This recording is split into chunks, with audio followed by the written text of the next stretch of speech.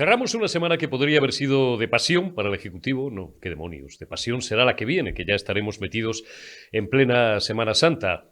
Mira, una buena idea, Irene. Vete apuntando. No sé si es tu negociado, pero cambiarle, que no es la primera ni la última vez que intentéis perpetrar algo similar, cambiarle el nombre a la Semana Santa. Ya lo intentasteis hace algunos años con las fiestas de Navidad, llamándolas fiestas del solsticio de invierno o tratando de que eso calara en la gente, con esa estupidez sectaria e ideológicamente periclitada que os caracteriza. Pues no sé qué nombre podríais ponerle. O sí se me ocurre, porque soy incluso hasta más gracioso que vosotros, si me pongo a ello, ¿no? Si me empeño.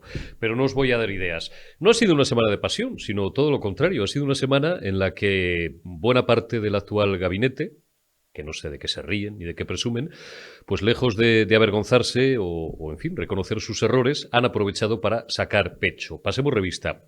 Tenemos al figura en China, arreglando, o eso cree él, la guerra de Ucrania, que está con Xi Jinping. A la hora de grabar este campanazo, todavía no se han visto, pero se verán en unas horas.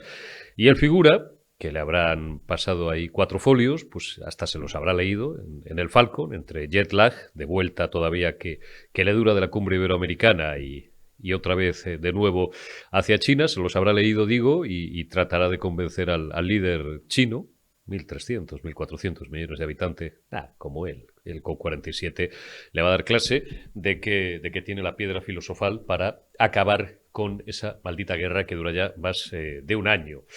Ha dicho Pedro Sánchez que se ha visto en los últimos días con 40 líderes de 3 continentes distintos.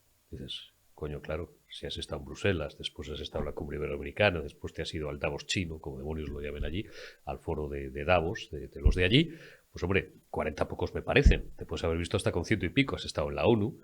En la ONU hay 160, 170 países, pues fíjate, los tenías allí todos juntos, no hace falta que te vayas viendo con todos y cada uno. Tengo ganas de ver, y esto no abundo más para que no se quede desfasado el comentario, a ver si le dedica más de 29 segundos el chino. No parece, ¿no? Porque es una entrevista programada que vaya a tener que perseguirle como si fuera el chaval de Telepizza, con perdón, con un abrazo a los amigos de Telepizza, o un repartidor, o el cartero, o el gorrilla que lleva allí las octavillas al presidente norteamericano. Pero es que tenemos un ministro de pensiones, Escrivá, que le dice ayer, jueves día 30 de marzo, para quienes veáis este campanazo dentro de unos días, le dice a Carlos Alsina que se gusta mucho. Que le gusta mucho, que cada vez que explica su reforma del modelo de pensiones se gusta más. Y ya, claro, es que Alsina, que no quería hacer sangre, porque tiene sus mañanas, como las tenemos todos, pero él no pudo por lo menos decir, hombre, claro, si es su reforma, ¿qué va usted a decir, ministro? Dice, no, es que yo sé mucho de esto. Bueno, hoy Enrique Martínez Cantero, ya lo ha hecho en más de una ocasión, aquí Daniel Lacalle, hoy Enrique Martínez Cantero, que es profesor de Economía del CEU, como sabéis, y que ya nos ha acompañado muchas veces, y que sabe también bastante más de esto que muchos economistas que se mueven en áreas gubernamentales, desmonta la reforma.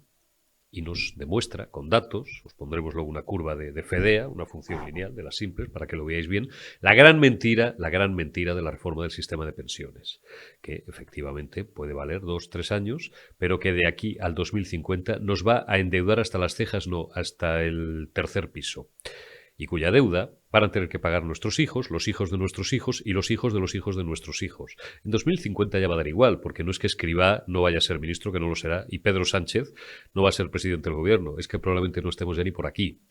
Pero les vamos a dejar un paquete de deuda, 32.500 euros, nace cada español, de paquete de deuda, vuelvo a repetir, debajo del pañal. Gracias, izquierda, gracias, socialistas. Gracias por arruinarnos, gracias por enviarnos por el barranco, y seguiréis teniendo la cara dura y la desvergüenza de decir que sois el gobierno de la gente, insisto, de sacar pecho, porque además de sectarios e inútiles, ineptos políticamente, encima sois sencillos. Esto es irónico, es decir, sois chulos para aburrir. Ahora, pa' chula, pa' soberbia, no es un insulto, no es un insulto. Pa' soberbia, pa' sobrada, que diría un castizo, la vicepresidenta segundo del gobierno, Yolanda. Yoli Tenacillas, la llama el bueno de Javier García Isaac, que presenta, como sabéis, el domingo día 2 de abril, esa cosa que no sé todavía si va a ser una plataforma, un movimiento, un partido, bueno, un rollo que le están ahí articulando. Se han pasado meses en la factoría de Moncloa, gracias Iván por los servicios prestados, para que se presente la doña como candidata a la presidencia del gobierno. La veis que tiene un lío con Podemos, porque Irene y Belarra, que tienen al macho detrás, al macho alfa, pues no les mola que al final esta se vaya a llevar el gato al agua con todo lo que se lo han trabajado ellas, en el más amplio sentido de la palabra, digo, en el ministerio. Y llevan días dando por saco a doña Yolanda de que hay primarias, de que quiere haber primarias. Y ella, que no ha invitado, por cierto, a las podemitas, o las podemitas no se han invitado a sí mismas, o Belarra, que algo hemos leído también, le ha puesto pena a la vida a las de Podemos y a los de Podemos que vayan el domingo a Magariños, a aplaudir y a jalear a doña Yolanda Díaz, pues les ha dicho que se van a perder una ocasión histórica, que va a haber un antes y un después en la historia. Esto es literal casi, ya lo habréis escuchado. Que va a haber un antes y un después en la historia de España.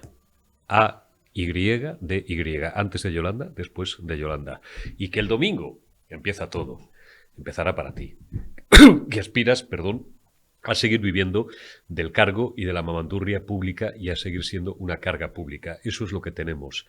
Si todavía hay gente que sigue queriéndoles votar, allá ellos. Con tal de que no vengan los farcirtas, como dicen ellos, son capaces de votar cualquier cosa. El sectarismo, la miseria ideológica y la miseria económica. Y también el jaleamiento permanente, valga el palabra, y la coyunda con los asesinos y no con las víctimas. Con razón, cada vez hay más gente que dice, 2 puntos, lo que tanto les molesta oír, que les vote chapote. Arrancamos ya esta última retaguardia de la semana, de este viernes 31 de marzo, último día de marzo de 2023 y cierre de trimestre, lo digo siempre, ya los autónomos, los pequeños empresarios, ya saben a qué me refiero, a la liquidación de los IVA, al 111, a todas estas cositas. Enrique Martínez Cantero, ¿qué tal? Se te saluda, maestro. Buenos días. Buenos días. Vamos a hablar de economía, ya lo habréis deducido, y agradecemos a Enrique Martínez Cantero, profesor de Economía del CEU, que nos acompañe, como hace en algunas ocasiones, para explicarnos un poquito en qué punto estamos y hacia dónde vamos o hacia dónde podemos ir. Lo primero que te voy a pedir, Omar, es un artículo que hemos leído de Enrique Martínez Cantero esta semana en El Español y que tiene mucho que ver con, ahora vamos a ver el pantallazo, ahí está, la reforma de las pensiones ante la sorprendente política del TIC, de la Comisión Europea, sobre una gran foto de doña Ursula von der Leyen. ¿Qué cuentas, Enrique, en este artículo? Pues lo que cuento es que estamos con un programa maravilloso que es relacionado con los fondos Next Generation, llamado a traer una recuperación más rápida a Europa y a los países que más sufrimos la crisis del COVID, como es Italia y como es España. Pero que, por suerte, no solamente, y esta es parte de que sea un programa maravilloso, no solamente se trata de inversiones, de gastos, sino se trata también de reformas. Y los gastos están condicionados a hacer las reformas. Y lo que es sorprendente de todo esto es que esas reformas tienen que ser validadas por la Comisión Europea para hacer lo que llamamos los desembolsos. Y lo que ha ocurrido hasta ahora es que las reformas que ha ido presentando diferentes países, y particularmente España, a la Comisión Europea, pues simplemente tenían el nombre de lo que se había acordado, pero el contenido dista mucho de realmente provocar esos cambios estructurales que se buscaban. Y la Comisión Europea pues está haciendo esto que he llamado la política del TIC, que es simplemente cuando se pide el desembolso, la Comisión dice dónde están las reformas, se envían las reformas, mira el nombre de la reforma, mira si era lo que se había comprometido, ponen el TIC y adelante sin que nadie evalúe y chequee si el contenido de esa reforma realmente va a provocar los cambios estructurales que se buscaban. ¿Está siendo demasiado suave con España la Comisión Europea? Yo creo que está siendo suave en general con todos los Estados miembros, probablemente porque para la Comisión Europea es muy importante sacar adelante este programa, pero dentro de esa suavidad, claro, hay países que hacen su trabajo bien y otros que pueden abusar de esa suavidad. Y España, desde luego, está abusando de esa suavidad. Pero no lo digo yo, los principales expertos en esta materia, y estoy hablando de personas de FEDEA, del BBVA Research, de Llorente y Cuenca, del ESAD Economy Policy con EY, lo que han dicho es que las reformas que ha presentado España pues están vacías de contenido en la mayoría de los casos y en otros pues son electoralistas o son ideológicos, pero realmente no están encaminadas a ese cambio estructural que se está buscando. Por lo tanto, bueno, pues lo que nos encontramos es la evidencia de que los principales think tanks lo que están diciendo es que las reformas que presenta España no son buenas y, sin embargo, la Comisión Europea le pone el TIC y nos hace el desembolso de los fondos. Claro, y ahora vamos a ver un tuit que subieron ayer los señores de FEDEA, pónmelo cuando pueda asomar, y que ahí lo tenéis. con lo que el déficit, bueno, esto era un hilo, con lo que el déficit básico de la seguridad social aumentará muy significativamente, dicen en FEDEA, en las próximas décadas, hasta acercarse a los 5 puntos de PIB en torno a 2050. Dice FEDEA sobre el nuevo decreto de pensiones, bueno, la frase es textual, algunos cálculos de urgencia.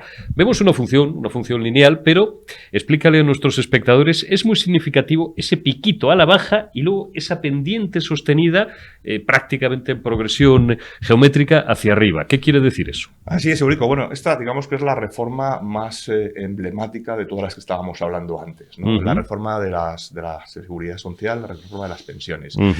¿Qué es lo que ocurre? Pues que se ha presentado una reforma que después, bueno, que es un conjunto de reformas en realidad, porque la primera recuerda que fue anular la que había del gobierno anterior, lo que significó volver a indexar las pensiones en el IPC, y lo que significó es que este año se ha subido el IPC a todas las pensiones, las bajas y las altas, un 8%. Un 8,5%. Un 8. Ese conjunto de medidas lo que ha supuesto es un incremento del gasto reconocido por el gobierno de alrededor del 3,5% del PIB. Esta reforma lo que tenía que hacer es, ¿y cómo vamos a financiar ese incremento del gasto? Bueno, pues lo que se han tomado son medidas que va a implicar que ahora, de forma inmediata y gracias a más recaudación en las cotizaciones, efectivamente va a haber esa recaudación extra. Y es ese piquito que vemos que baja para los próximos años y que puede permitir que la Comisión Europea se ampare en eso para darle el ok. Pero claro, eso tiene corta duración. Eso lo que vemos es que dentro de 3, 4 años y desde luego en el 2030 empieza a subir. A dispararse. ¿Hasta dónde? Pues hasta que en el 2050 el agujero, el déficit estructural del sistema de seguridad social rondará el 5%. Que esto, Eurico, es aproximadamente el 55% de la recaudación del IRPF. Esto quiere decir que en 2050, además de todo lo que se cobra en cotizaciones, habría que dedicar la mitad de la recaudación del IRPF a pagar las pensiones. ¿Y cómo pagamos la sanidad? ¿Y cómo pagamos la dependencia? ¿Y cómo pagamos la educación? No, y los subsidios de desempleo, todo al fin, lo que los economistas llamáis los estabilizadores automáticos y que, sumado, vienen siendo 2/3 partes del presupuesto de España y de otros países. Pero claro, eso al ministro Escrivá, ¿qué más le da si él ya no va a estar? Era de ver ayer, o el pasado jueves 30, cuando escuchéis esta entrevista, al ministro Escrivá ufanándose de una forma casi, permítaseme, un poco infantil, ¿no? Sacando pecho y diciendo, cuanto más miro esta reforma, más me gusta. Y luego, claro, Alsina ya, pues visto de cómo se estaba viniendo arriba el ministro, le dijo, claro, ¿la ha hecho usted? ¿Qué va a decir? Y dice, no, es que yo sé mucho de esto. Esto es literal, ¿eh? Es que llevo no sé cuántos años estudiando sostenibilidad fiscal y tal, dices, joder, pues menos mal. O a lo mejor por eso, claro, he hecho una reforma, como decís los economistas que sabéis, puramente cortoplacista y electoralista, y dentro de 10 o 15 o 20 años, ¿qué más da? El que venga detrás que arree. Así es. A mí, fíjate que lo que peor me pareció de esa entrevista de ayer fue que cuando Alsina le dijo, bueno, pero hay otras personas que también son expertas en sostenibilidad y están diciendo lo contrario. Y dijo que hacéis modelos catastrofistas. Sí, hizo una crítica además porque decía, no son instituciones, son personas y lo que hizo es una crítica a esas personas, ¿no? Sí, entonces, que un ministro utilice su posición de ministro para criticar a otras personas que son profesionales, académicos, que están haciendo su trabajo, la verdad es que me pareció sorprendente. Pero yo creo que Escrivá y Pedro Sánchez, el mensaje que nos están lanzando con ese gráfico que hemos visto es, yo voy a ganar las próximas elecciones con esta reforma, o voy a intentarlo, a costa de el futuro de las oportunidades de los hijos de los que hoy estamos trabajando, el futuro de las oportunidades de los nietos de los que hoy están cobrando las pensiones, y simplemente por buscar un rédito electoral. Eso sí, dando a los jóvenes de hoy como compensación un bono de 400 euros, ahora que van a votar por primera vez, a ver si esto les incita a votar y a perdonarle que les está hipotecando su futuro. Esto lo digo yo, es una auténtica vergüenza. Una pincelada muy rápida por la actualidad, que lo ha sido también de esta semana, Enrique, como cada mes. Hemos visto ya los indicadores adelantados. El Instituto Nacional de Estadística dice que la inflación, ojo, siempre decimos lo mismo, pero es que hay algún idiota que sigue comprando esta mercancía averiada o algún desinformado. No hace falta ser economista, basta con saber las 4 reglas. La inflación no baja. Otra cosa es que decrezca su ritmo de crecimiento, es decir, que suban menos los precios, pero los precios no bajan. Bueno, nos han dado, creo que es un 3,3, sí, ¿no? Es decir, 6-7 puntos menos que en marzo del año pasado. Claro, dicen, comparado en términos interanuales con marzo del 2022, que acababa de empezar la guerra hace un mes y estábamos disparados, con la energía disparada, tenemos 6 puntos menos de inflación. Ya, pero la inflación no ha bajado. Y cuidado, la subyacente sigue en un 7,5, 7,6 más o menos, ¿no? Indicadores adelantados del INE. Es decir, esto sigue siendo un dato extraordinariamente preocupante y esto ya no es propaganda electoral. Vayan ustedes, porque los alimentos siguen subiendo en torno a un 16, vayan ustedes al supermercado y esto se ve artículo por artículo. Compren una chocolatina, un brick de leche, ya de una docena de huevos o de una botella de aceite, ya ni hablamos porque hemos llegado a ver incrementos del 50 y del 60%. Y hombre, luego tener que oír a esta gente en televisión es que causa sonrojo, por no decir otra cosa. Ese es el mejor test, ¿no? El que hace la ciudadanía pues, cuando va a comprar al supermercado, salvo que vaya al supermercado de Calviño, claro.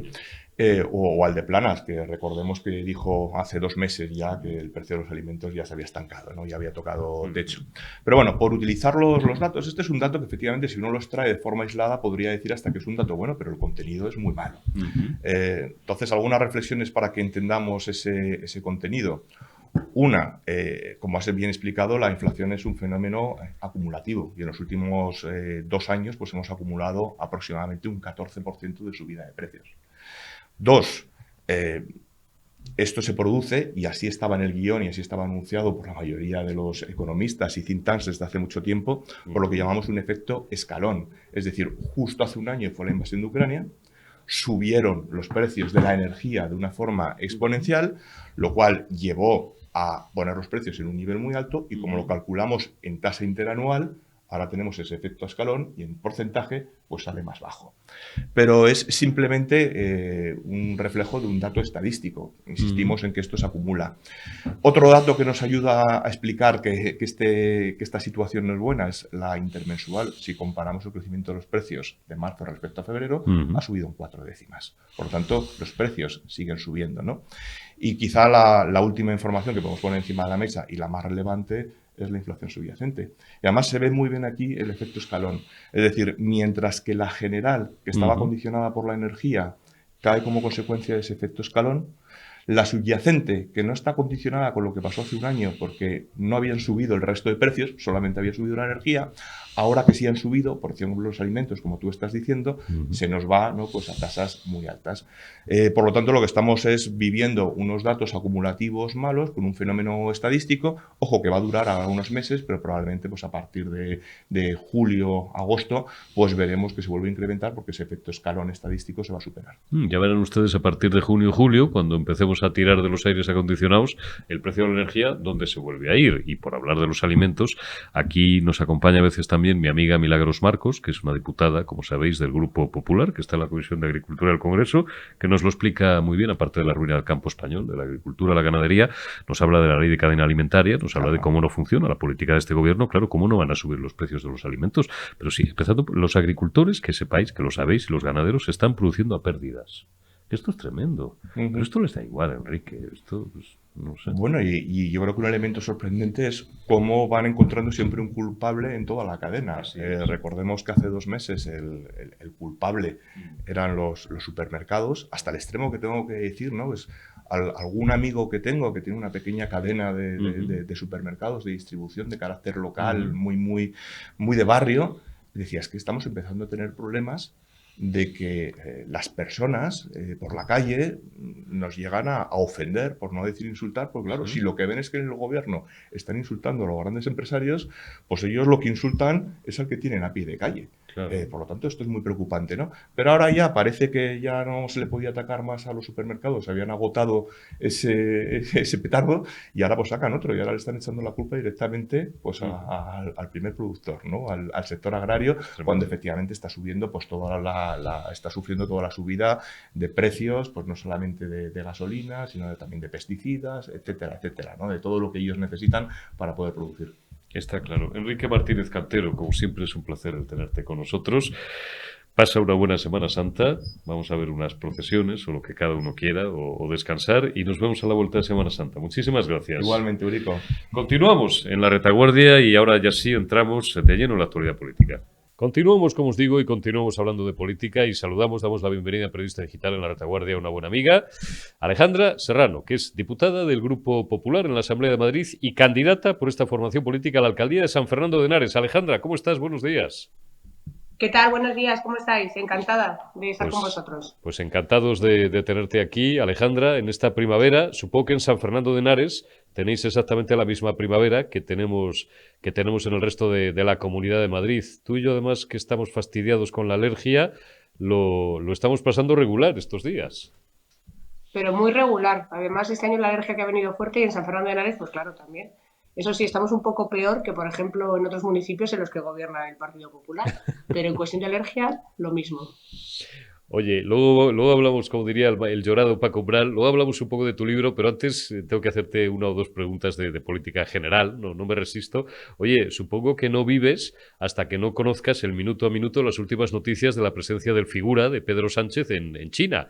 Hoy, cuando estamos grabando esta entrevista, todavía no se ha producido otra entrevista mucho más trascendental, claro, al lado de la nuestra, donde va a parar, que es el presidente del gobierno de España con el líder chino, con Xi Jinping. Yo le llamo Xi Jinping porque no hablo chino. A veces me dicen, oiga, es usted un poco... No, es que no hablo chino, ¿qué le voy a hacer, no? Le va a explicar Pedro Sánchez la hoja de ruta, lo que tiene que hacer el líder chino para asesorar a Putin y de paso a Zelensky para que se termine la guerra de Ucrania. Es que tenemos un presidente que no lo tenemos bien valorado, Alejandra, y que además es un tío sencillo, no tiene ego prácticamente ni nada. Bueno, un presidente que se está marcando un aló presidente en China.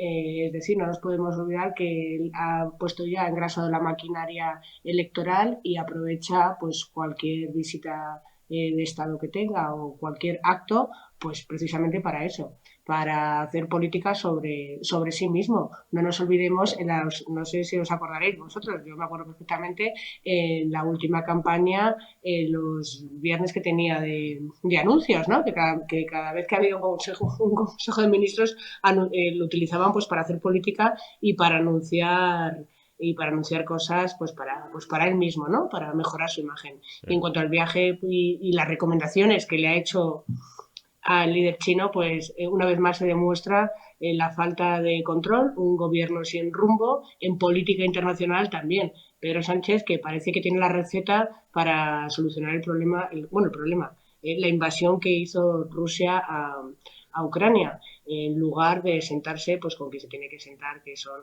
pues con los líderes serios, con los líderes democráticos de Europa y del mundo. Eso sí, Alejandra, consejos venden que para ellos no tienen. El otro día resultaba sonrojante, por no decir otra cosa, escuchar al ministro Marlaska en sede parlamentaria recriminar a una pregunta del Partido Popular, del Grupo Popular, Ana Vázquez, en este caso, la brava diputada del Grupo Popular, Ana Vázquez, que, bueno, pues eso, le afeaba que continuara el cargo después del revolcón que le ha pegado el Supremo a cuenta de haber echado de una patada a un gran militar y como es el coronel Diego Pérez de los Cobos, por negarse a cumplir una ilegalidad que le habían encargado la directora general ya cesada o dimitida de la Guardia Civil y el propio ministro, se supone, que es dar cuenta de una investigación judicial que estaba sometida a secreto, como todo el mundo sabe. Y Marlaska, lejos de reconocer el error, reaccionaba atacando al Partido Popular y de paso a Pérez de los Cobos, que era el responsable en aquella época, digamos, de ese negociado, ¿no? De lo que vienen siendo, diría un castizo, los fondos reservados. Y diciendo al Partido Popular poco menos que se calle, que os calléis, el Partido Popular, porque como que tiene mucho que tapar con respecto a los fondos reservados. Hay ministros que causan sonrojo, como Irene Montero, bueno, causan sonrojo y están haciendo mucho daño, pero lo de Marlaska ya es otra cosa. Que un juez de la Audiencia Nacional, que lo ha sido 30 años y lo sigue siendo, aunque sea en excedencia, tenga que justificar sus propios comportamientos, cuál ha sido el de intentar forzar a un militar a cometer una ilegalidad y aún así diga que no tiene nada que arrepentirse y venga a decir que lo del Supremo se la fuma, de verdad es de un déficit democrático preocupante. Bueno, este gobierno una vez más vuelve a demostrar que lo que se dedica a hacer es oposición a la oposición. En lugar de intentar explicar en sede parlamentaria y demás la acción de gobierno, porque es que para eso está, pues para dar explicaciones, lo único que hace es hacer oposición a la oposición y en reiteradas ocasiones, lo hemos visto además hace poco también con Feijóo, lo que hacen es pues meterse con los líderes de la oposición, yo creo que un poco para intentar evadirse de dar respuestas pues en el lugar en las que le tienen que dar, que es en sede parlamentaria. En concreto, este ministro lo que tenía que haber hecho es haber dimitido después del cese del director general de la Guardia Civil.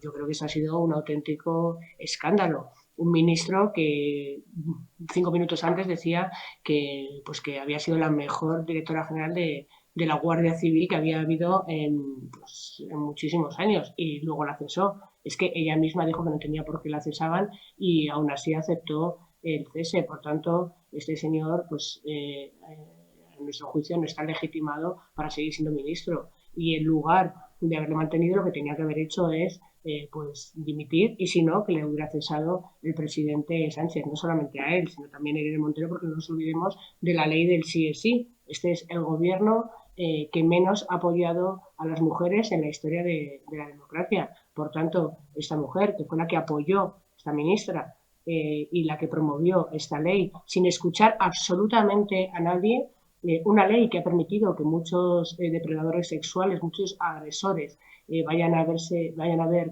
rebajadas sus condenas, y otros muchos se van a la calle, pues sigue manteniendo un ministerio. Por tanto, tenía que haber dimitido tanto la ministra Montero como el señor Marlaska. Lo que no sabemos es que todo este revuelo del señor Marlaska es para intentar